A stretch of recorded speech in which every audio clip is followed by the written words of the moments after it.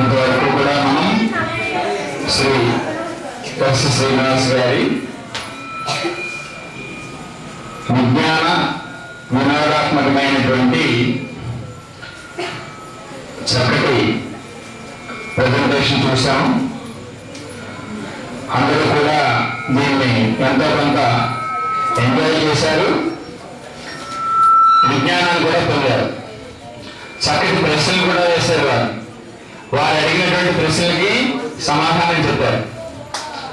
ఈ కార్యక్రమాన్ని ఏర్పాటు చేయడానికి ఎన్నో స్కూళ్ళు ఊళ్ళో చౌదరియన్స్ సంఘం వారు మన స్కూల్ని ఎంచుకోవడం మనందరి యొక్క అదృష్టం.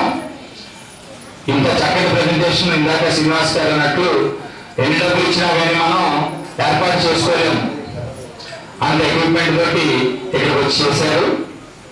ఈ ప్రజెంటేషన్ గురించి ఫీడ్బ్యాక్ కావాలని అన్నారు. ముందు నా ఫీడ్బ్యాక్ చెప్పేశాను నేను. ఇప్పుడు ఎవరైనా మీలోంచి వచ్చి మీలోంచి ఎవరో ఒకళ్ళు వచ్చి ఇది ఎలా ఉందో ఒకసారి చెప్పండి. ఎవరు చెప్తారు?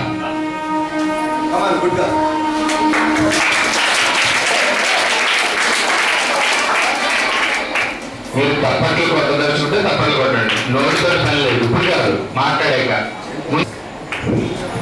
అలేఖ్య వచ్చింది, అందుకని అలేఖ్యకి ఐలేఖ్యం అని చెప్తున్నాను. మా కోసం శ్రీ శ్రీనివాస్ గారు ఎన్నో సైన్స్ క్లిప్పింగ్స్ మరియు ప్రయోగాలు తయారు చేసి చూపించారు. ఇవి ఎంతో ఉపయుక్తంగా ఉండి మాకు విజ్ఞానం వినోదం రెండింటినీ కలిగించాయి. ఇన్వెన్షన్ కి ఇన్నోవేషన్ కి తేడా చక్కగా వివరించారు.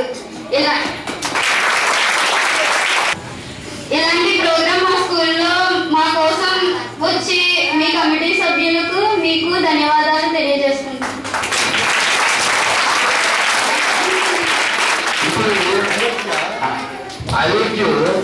ఒక్క రెండు బాగా ఎంత బాగా చెప్పింది. ఎక్సలెంట్. నెక్స్ట్ అది ఆశ్చర్యపోయింది ఎంత బాగా ఎంత బాగా థింక్ చేస్తుంది అది.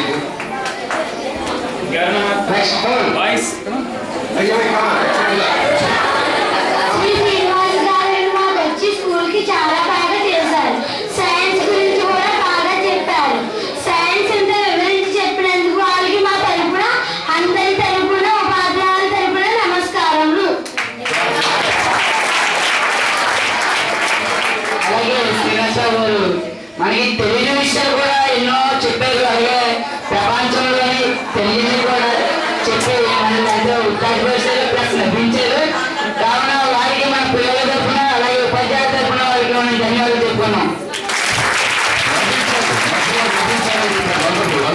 చాలా మధ్యలో మన నాన్నగారు ఎప్పుడు నమ్మను సైంటిఫికల్ గా లభించే ప్రయత్నం చేస్తాను. Very good observation. Next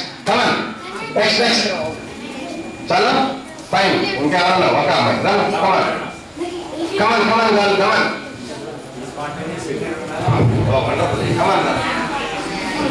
Shri Srinivas గారు ఎంతో ఉత్సాహంతో మనకు వచ్చేసారు.